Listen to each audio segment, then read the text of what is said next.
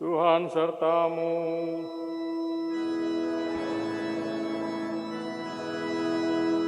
Inilah Injil Yesus suci karangan Markus. Tuhan.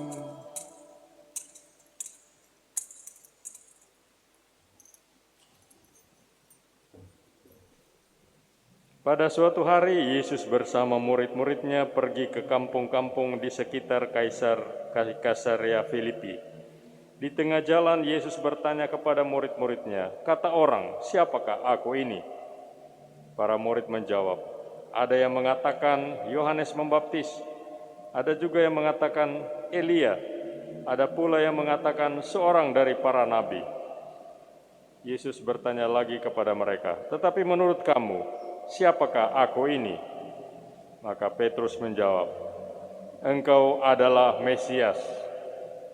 Lalu Yesus melarang mereka dengan keras supaya jangan memberitahukan kepada siapapun tentang Dia. Kemudian mulailah Yesus mengajarkan kepada mereka bahwa Anak Manusia harus menanggung banyak penderitaan. Ia akan ditolak oleh tua-tua, oleh imam-imam kepala dan ahli-ahli Taurat, lalu dibunuh dan bangkit sesudah 3 hari. Hal ini dikatakannya dengan terus terang. Tetapi Petrus menarik Yesus ke samping dan menegurnya. Maka berpalinglah Yesus dan sambil memandang murid-muridnya, ia memarahi Petrus. Katanya, "Enyahlah iblis, sebab engkau bukan memikirkan apa yang dipikirkan Allah, melainkan apa yang dipikirkan manusia." Lalu Yesus memanggil orang banyak dan murid-muridnya dan berkata kepada mereka, "Setiap orang yang mau mengikuti aku harus menyangkal diri, memikul salib, dan mengikuti aku. Karena barang siapa mau menyelamatkan nyawa, ia akan kehilangan nyawanya.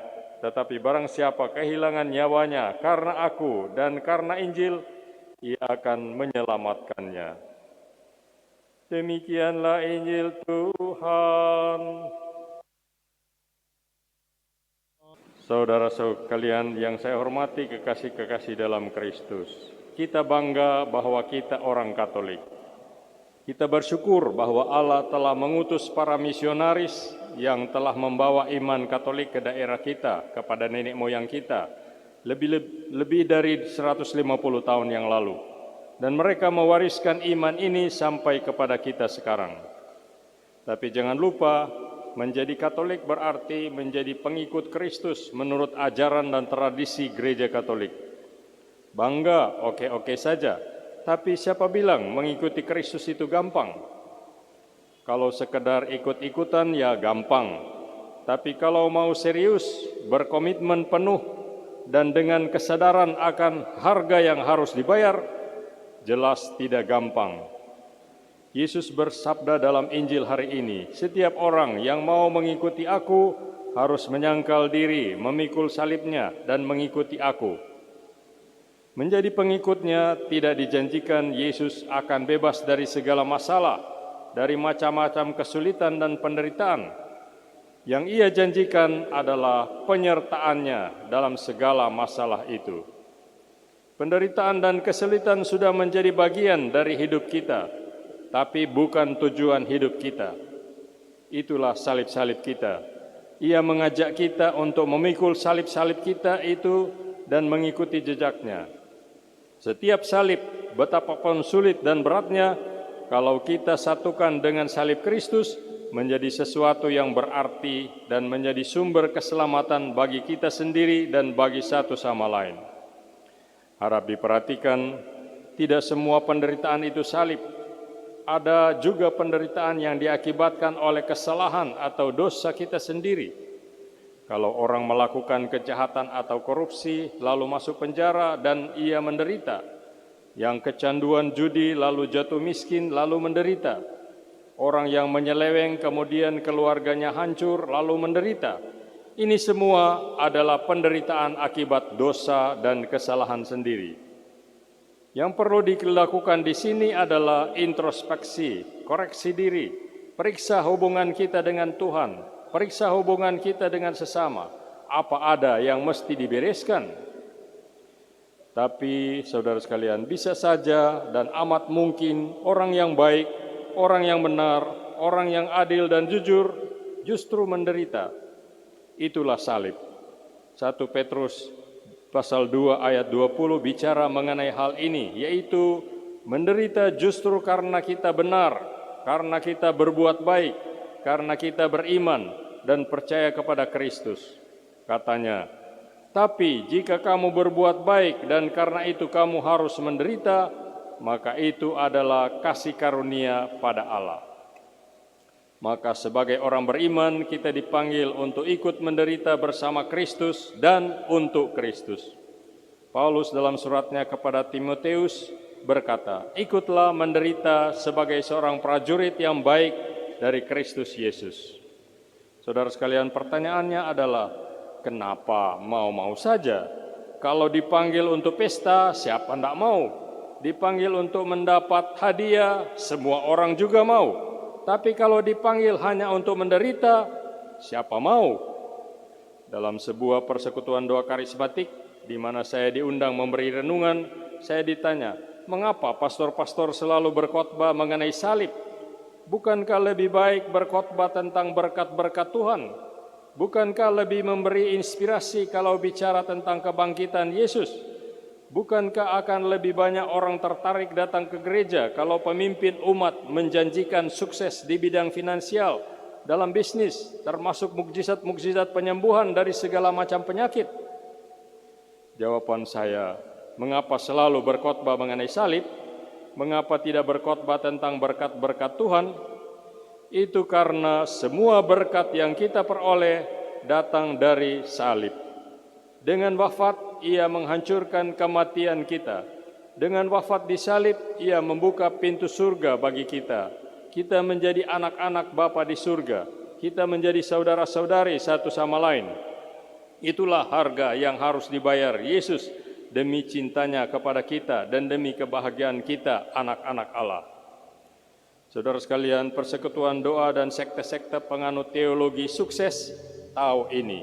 Siapa yang tertarik kalau dipanggil untuk menderita? Kalau dipanggil untuk sukses, asal percaya sakit penyakit akan hilang, persoalan akan lenyap, bisnis jalan lancar lagi, masa depan terang benderang. Siapa tidak mau? Di sini Injil memang dibuat menarik, tapi sekaligus menyesatkan. Salib yang kasar dan mengerikan disepuh dengan emas, dibuat menjadi manis, tapi sekaligus palsu. Mengikuti Yesus jelas bukan dijanjikan hidup yang sukses, gampang, enak, segala sesuatu beres. Penganut Injil sukses itu mengatakan, tapi kita ini kan anak raja, jadi pantas dong kalau hidup mewah dan hidup senang. Anak raja. Betul, bahkan raja di atas segala raja, bukan sembarang raja. Tapi jangan lupa, kitab suci mengatakan, raja ini telah mengosongkan diri menjadi hamba segala hamba. Dia yang maha kaya telah rela menjadi miskin demi kita. 1 Petrus pasal 2 ayat 21 berkata, sebab untuk itulah kamu dipanggil, karena Kristus pun telah menderita untuk kamu dan telah meninggalkan teladan bagimu, supaya kamu mengikuti jejaknya. Ini perlu ditegaskan saudara sekalian. Kita melihat bahwa tantangan bagi hidup beriman semakin besar. Oleh karena itu kita harus menjadi orang Kristiani yang gigih, yang kuat, yang ulet, yang tahan banting. Kalau tidak, kita akan tersisih dan bukan tidak mungkin bahkan tersapu bersih. Padahal kita melihat kekristenan yang bertumbuh populer di hotel-hotel, di tempat-tempat yang nyaman dan mewah, ajaran Kristiani yang membuat kita menjadi orang-orang Kristen yang manja, yang dibiasakan hidup enak. Jika menyanyi, nyanyian yang gampang. Jika khotbah, khotbah yang gampang, yang membuai, cukup mendengar, tidak usah perlu berpikir. Padahal di luar dunia ini semakin keras. Tidak bisa ini dihadapi dengan iman kelas taman kanak-kanak terus. Saudara sekalian, Injil hari ini menekankan agar kita berlatih terus, gembleng terus, agar iman kita kuat, teguh, dan semakin kokoh. Kembali ke pertanyaan tadi, kok maunya orang jadi pengikut Kristus kalau memang orang Kristiani itu dipanggil untuk menderita, untuk memikul salib, untuk menyangkal diri?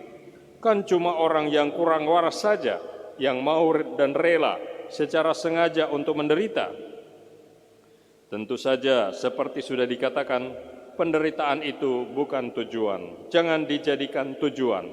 Kalau tidak harus, ya jangan dicari-cari salib itu. Pengikut Kristus itu bukan masokhis, istilah psikologi, yang menikmati penderitaan. Namun, kalau demi iman kita harus menderita, jangan lari, angkatlah salibmu. Kita harus berani merangkul penderitaan.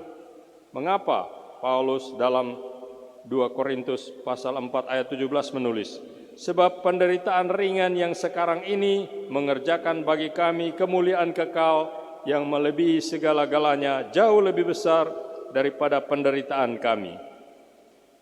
Salib, saudara sekalian, bukan undangan untuk menjalani kehidupan yang penuh sengsara, melainkan seruan untuk berpengharapan di tengah berbagai penderitaan itu. Dengan mengalami itu semua, kita ditantang untuk bertumbuh dan mengarahkan pandangan kita kepada berkat-berkat yang ada di depan kita. Kita rela menderita sekarang, karena itulah harga yang harus kita bayar untuk kemuliaan, untuk mahkota yang akan kita peroleh kelak. Jadi jangan takut menderita demi Kristus, setialah sampai akhir.